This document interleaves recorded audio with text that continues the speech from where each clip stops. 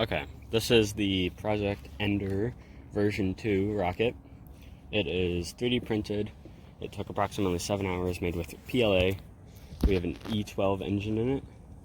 How high was it supposed to go? 600 to 700 feet. Alright, we have a launch angle over there, so some cool. Okay. I think we're ready. Ignition in. Okay, 5, 4, 3, 2, 1.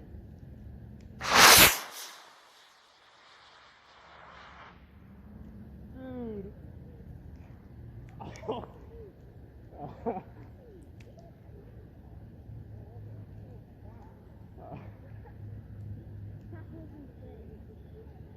Four, 3, 2, 1.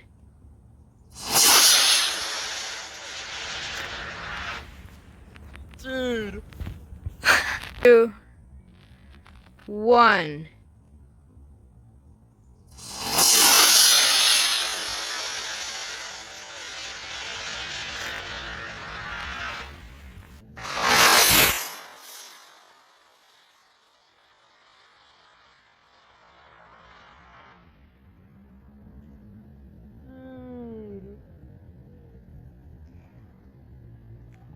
Oh.